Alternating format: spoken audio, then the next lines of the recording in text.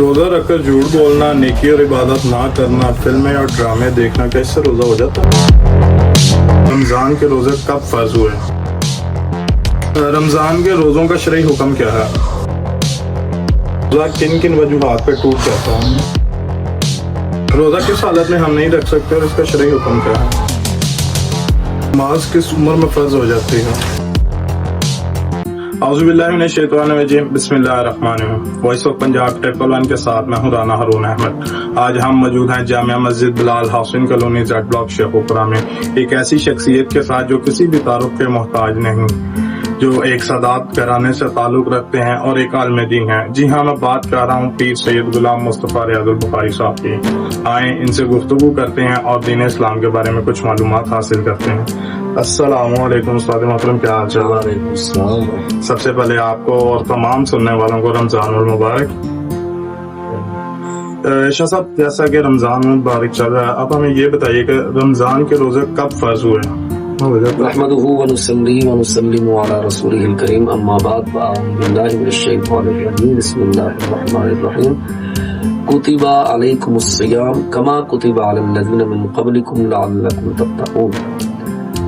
रमज़ान मुबारक के रोजे जैसा कि पहली उम्मतों पर फर्ज थे, उम्मत मुहम्मदिया पर भी फर्ज हुए, और ये हिजरत के 18वें महीने 10 शाबान मुअज़्ज़म सन 2 हिजरी तहवील किबला के 1 माह बाद रोजे फर्ज हुए थे। और अल्लाह ज़ुल जलाल जल्ला वाला ने कुरान मजीद फुरकान हमीद में ये बात ऐलानन फरमाई, अय्याम मादूदात, एक गिनती के चंद दिन हैं, जब ये माह मुबारक आ जाए, अमन शाहिद मिनकुम शहर फलयसुम, जब ये माह मुबारक के दिन आ जाए तो फिर इनमें जो मौजूद हो, मुकीम हो, उसे रोजा रखना चाहिए। रमजान के रोजों का शरई हुक्म क्या है? रमजान मुबारक के रोजे फर्ज हैं उम्मत मुहम्मदिया पर, और इसकी फर्जियत जो है ये बुलूगत के साथ मशरूत है। जब बंदा बालिग हो जाए, यानी लड़की और लड़का जब बालिग हो जाते हैं तो उन पर रोजा फर्ज है, जिस तरह के बुलूगत के साथ ही नमाज भी फर्ज हो जाती है, तो रोजा भी इसी तरह बुलूगत के साथ ही मशरूत है। और रमजान मुबारक के रोजों का शरई हुक्म, जो रमजान मुबारक का जो रोजा है, ये शरीयत में सुबह से, रोजा किसको कहते हैं? रोजा शरीयत में सुबह से शाम तक बनीयत इबादत, सोहबत से और किसी चीज के पेट में दाखिल करने या दिमाग में दाखिल करने से बाज रहने का नाम रोजा है। माह रमजान के रोजे फर्ज हैं, जैसा कि अल्लाह करीम जल्ला वाला इरशाद फरमाता है, फमन शाहिद मिनकुम शहर फलयसुम, जब रमजान मुबारक में तुम में से जो हाजिर हो, उसे चाहिए कि वो रोजा रखे। और हदीस पाक में भी ये अल्फाज मौजूद है। करीम आका अलैहिस्सलातु वस्सलाम ने इरशाद फरमाया कि अताकुम रमजान शहरुन मुबारकुन फरदल्लाहु अलैकुम सियामहु तुफ्तहु फीही अबवाबुस समाई व तुग़लक़ु फीही अबवाबुल जहीम व तुग़ल्लु फीही मारादतुश शयातीन लिल्लाहि फीही लैलतुन खैरुन मिन अल्फि शहरिन मन हुरिमा खैरुहा फक़द हुरिमा। इस हदीस पाक में लफ्ज़ अताकुम जो है कि तुम्हारे पास एक माह मुबारक आया है बरकत वाला, कि अल्लाह ने इसमें तुम पर रोजा फर्ज किया।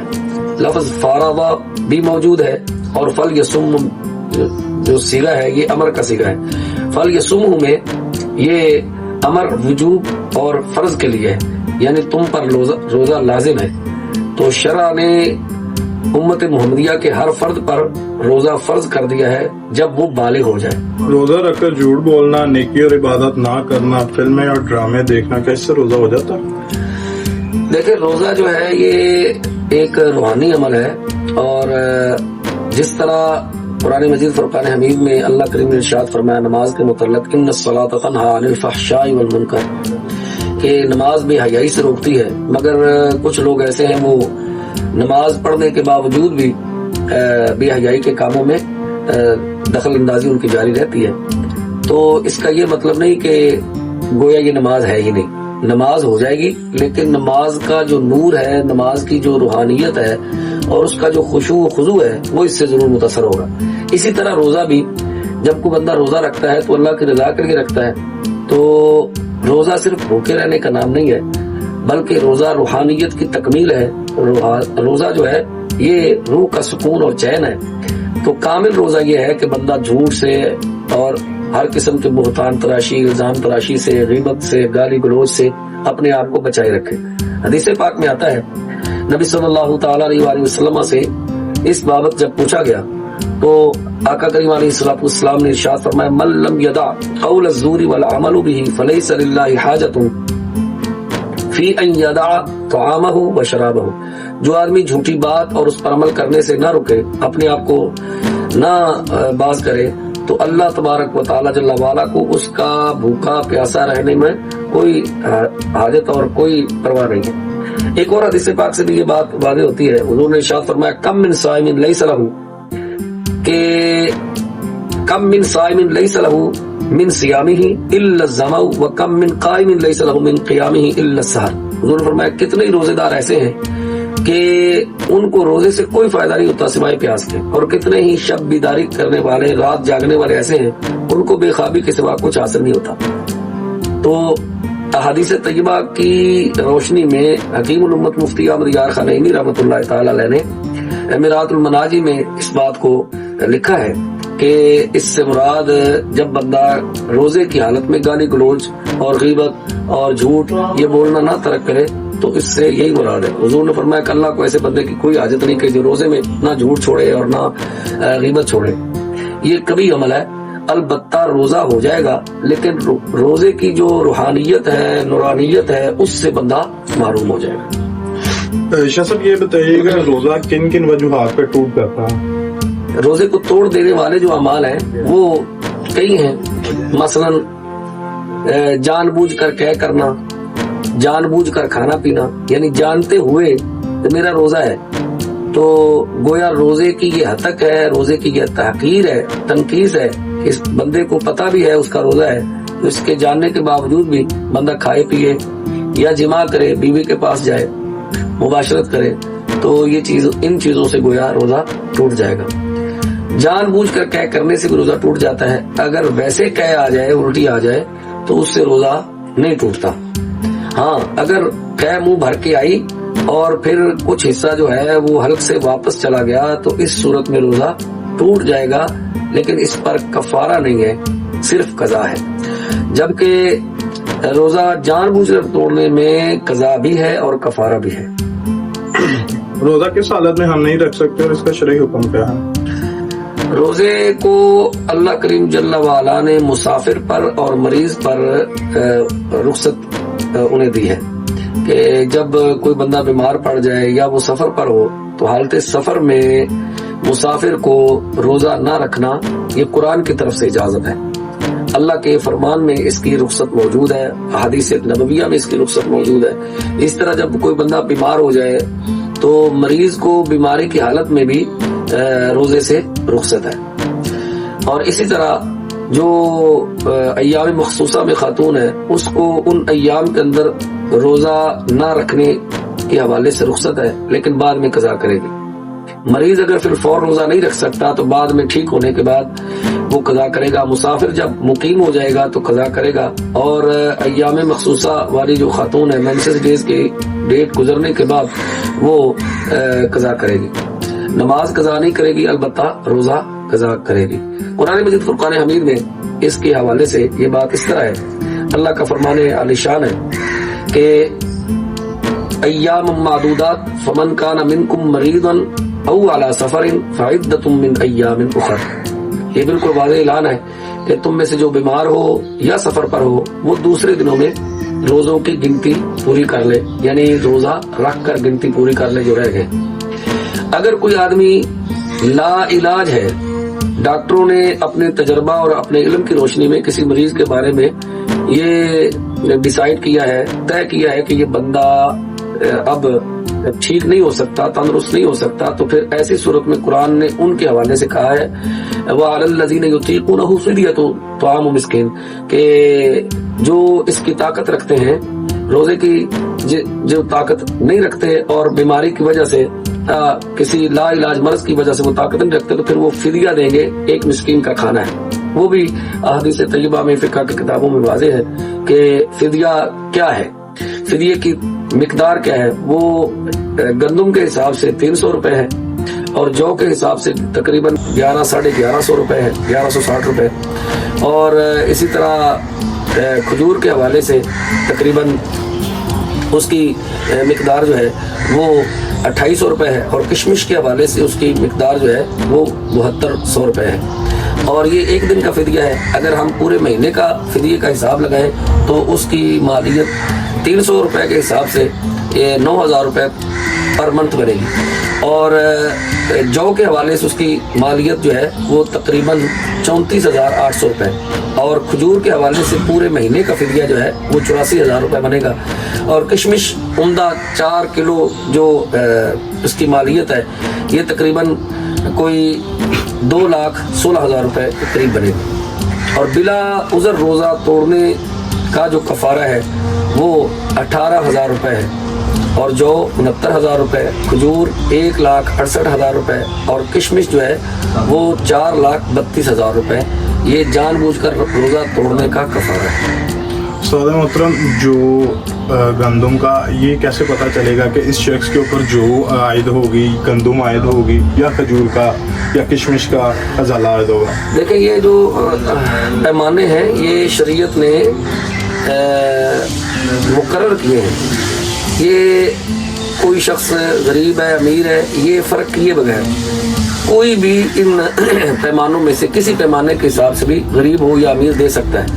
لیکن مستحب یہ ہے، یا یوں کہہ لیجیے کہ اولا یہ ہے یا افضل یہ ہے کہ انفع للفقراء کا خیال کیا جائے. یعنی جو چیز فقراء کو زیادہ نفع دیتی ہو تو جو بندہ جتنی استطاعت رکھتا ہے، طاقت رکھتا ہے، اس حساب سے وہ پھر فدیہ دے دے. اور صدقہ فطر کے حوالے سے بھی اسی طرح ہی ہوگا. یعنی پیمانہ جو ہے وہ گندم بھی ہے، آٹا بھی ہے، جو بھی ہے، کشمش بھی ہے، کھجور بھی ہے، یہ سب پیمانے موجود ہیں. لیکن اگر ان پیمانوں میں سے کسی پیمانے کے حساب سے بھی صدقہ فطر یا فدیہ دے دیا جائے گا تو ادا ہو جائے گا. ضروری نہیں کہ عمراء جو ہیں وہ کوئی خاص قسم کا پیمانہ مقرر کریں گے اور غریب جو ہے وہ خاص گندم کو اپنائیں گے، اختیار کریں گے. یہ ضروری نہیں ہے. یہ تو اپنی ثوابدید پر ہے، اپنی چاہت پر ہے. جو مالدار ہیں اور جو استطاعت رکھتے ہیں، جنہیں اللہ کریم جل وعلا نے توفیق بخشی ہے، وہ ان پیمانوں میں سے جو سب سے بڑا پیمانہ ہے، مثلا کشمش مہنگی ہے تو مہنگی کو مد نظر رکھیں گے، اس مہنگے پیمانے کو مد نظر رکھیں گے تو اس کے ذریعے بھی ادا ہو جائے گا، اور اس میں فقراء کے لیے آسانی بھی ہو جائے گی، یسر بھی ہو جائے گا. نماز کس عمر میں فرض ہو جاتی ہے؟ جس طرح روزہ بلوغت کے ساتھ مشروط ہے، اسی طرح نماز بھی بلوغت کے ساتھ ہی مشروط ہے. اور میں نے اس کا عرض کر دیا ہے کہ اس کی کم از کم عمر جو ہے لڑکی کے حوالے سے 9 سال اور لڑکے کے حوالے سے 12 سال. اور اگر یہ آثار اور علامات ظاہر ہو جائیں تو کم از کم عمر یہ 9 سال اور 12 سال ہے. اور اگر آثار نمودار نہ ہوں تو پھر 13، 14، 15 کے بھی اقوال ملتے ہیں فقہ کی کتابوں کے اندر. بلکہ اس پر یہ حدیث پاک میں عرض کر دوں، احادیث طیبہ میں ایک حدیث پاک ابو داؤد ترمذی کے حوالے سے یہ موجود ہے. سیدنا حضرت عمر بن شعیب اپنے باپ دادا سے یہ روایت کرتے ہیں، کریم آقا علیہ السلام نے فرمایا، مرو اولادکم بالصلاۃ وہم ابناء 7 سنین واضربوہم علیہا وہم ابناء 10 سنین وفرقوا بینہم فی المضاجع. اس حدیث کو امام ابو داؤد نے روایت کیا ہے، شرح السنہ میں یہ حدیث موجود ہے. آقا کریم علیہ السلام نے فرمایا کہ اپنی اولاد کو نماز کا حکم دو اس حال میں کہ وہ 7 سال کے ہوں، اور ان کو مارو نماز میں سستی کرنے کی وجہ سے جب وہ 10 سال کے ہو جائیں. تو اس حدیث پاک سے یہ معلوم ہوتا ہے کہ شاید 7 سال کی عمر میں ان کو نماز کا حکم ہے. حالانکہ یہ صرف اور صرف تعدیب کا یہاں ذکر ہے. حضور نے مرو کہا کہ نماز کا حکم دو، یعنی ان کو نماز کا عادی بنا دو تاکہ بلوغت سے پہلے وہ نماز کی عادی بن جائیں. اور جب وہ 10 سال کے ہو جائیں تو پھر ان کو مارو، یعنی اب بلوغت کے بالکل قریب ہیں، بلوغت کے سرے پر ہیں، تو اب ان پر نماز فرض ہونا بالکل قریب ہے، تو اس واسطے ان پر سختی کرو. تو تو اس حدیث پاک سے بالکل واضح ہو گیا کہ نماز کا عادی بنانے کے حوالے سے تو آپ پہلے کہہ سکتے ہیں جب جیسے ہی بچہ سمجھدار ہو جائے تو نماز کا انہیں بتایا جائے، سمجھایا جائے، سکھایا جائے، ساتھ کھڑے کیا جائے تاکہ ان کی تربیت ہو جائے. لیکن نماز فرض بلوغت کے ساتھ ہی ہوگی، اور بلوغت یا تو آثار سے ظاہر ہوگی یا عمر سے. آثار سے ظاہر ہو جائے تو کم از کم عمر 9 سال بچی کی اور بچے کی 12 سال، اور اگر آثار اور علامات ظاہر نہ ہو تو پھر ایسی صورت کے اندر کم زیادہ سے زیادہ جو ہے وہ 15 سال کی عمر میں بلوغت جو ہے وہ تصور کی جائے گی. اگر کوئی شخص محتاجی کی حالت میں ہو یا شدید بیمار ہو، یہاں تک کہ وہ اٹھ نہ سکتا ہو، تو وہ نماز کیسے ادا کرے گا؟ قرآن مجید فرقان حمید نے امت مسلمہ کو بہترین امت قرار دیا ہے. قرآن نے کہا وَكَذَلِكَ جَعَلْنَاكُمْ أُمَّةً وَسَطًا، تو یہ امت وسط ہے، درمیانی امت ہے. اور ایک مقام پہ اللہ کریم ارشاد فرماتا ہے كُنْتُمْ خَيْرَ أُمَّةٍ، تم بہترین امت ہو.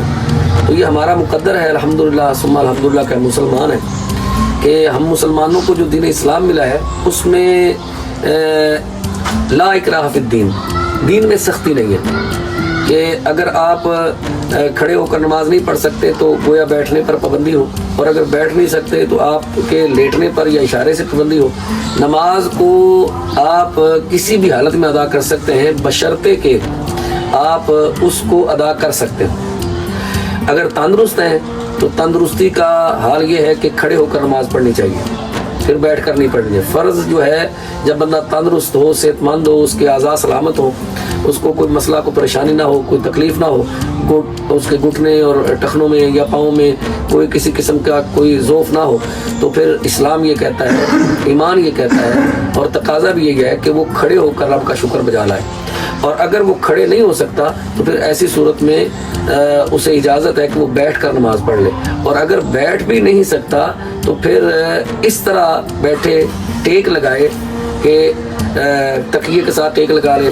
اب اس میں ضروری نہیں کہ اس کے پاؤں قبلہ رخ ہو رہے ہیں یا اس کے پاؤں قبلہ رخ نہیں ہو رہے، پھر بیٹھنے میں بھی قدغن نہیں ہے، پابندی نہیں ہے کہ دوزانو کر بیٹھے یا چوکڑی مار کر بیٹھے. وہ جس حالت پر بھی بیٹھ سکتا ہے بیٹھ کر نماز پڑھے، اور اگر بیٹھنے پر بھی اسے ضعف محسوس ہوتا ہے، تکلیف محسوس ہوتی ہے، تو پھر تکیہ لگا کر اشارے سے نماز پڑھے.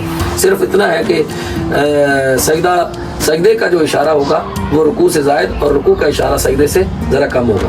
حدیث پاک میں یہ بالکل واضح ہے. حضرت عمران بن حسین رضی اللہ تعالیٰ عنہ حضور کے صحابی ہیں، بیمار پڑ گئے، نبی صلی اللہ علیہ وسلم سے نماز کے بارے میں سوال کیا تو آپ علیہ السلام نے فرمایا کھڑے ہو کر، اگر طاقت نہ ہو تو بیٹھ کر، اس کی بھی طاقت نہ ہو تو لیٹ کر. اللہ تعالیٰ جل وعلا کسی کو تکلیف نہیں دیتا مگر اتنی جتنی کہ اس کو وسعت ہو، جیسا کہ قرآن نے واضح کہا لا یکلف اللہ نفسا الا وسعها، اللہ کسی کو تکلیف نہیں دیتا کسی جان کو مگر اتنی ہی جتنی کہ اس کو وسعت ہو. اسی طرح ایک اور روایت ہے، امام بہقی نے اپنی کتاب معرفت السنن والآثار میں ذکر کی حضرت جابر سے. نبی صلی اللہ علیہ وسلم کے ایک مریض کی عیادت کو تشریف لے گئے تو وہاں یہ مسئلہ چلا کہ آپ علیہ السلام نے اس بندے کو دیکھا کہ اس نے نماز کے لیے تکیہ لگایا، تکیہ پھینک دیا، پھر اس نے لکڑی اسے بھی پھینک دیا. تو پھر نبی صلی اللہ علیہ وسلم نے فرمایا کہ زمین پر نماز پڑھو اگر طاقت ہو، اور اگر طاقت نہ ہو تو پھر اشارے سے، اور سجدہ کو رکوع سے ذرا پست کرو. یہی طریقہ کار ہے کہ یہ جو عام طور پر مساجد کے اندر کرسیاں رکھی جاتی ہیں، لوگ اس پر بیٹھ جاتے ہیں، سامنے وہ لکڑی کی پھٹی لگی ہوتی ہے، لوگ اس پر ہاتھ اس طرح پھیلا کے رکھتے ہیں یا اس پر سجدہ کرتے ہیں. یہ نہ کرنا چاہیے. جو سجدہ کرنے پر قادر نہیں ہے وہ اشارہ کرے گا.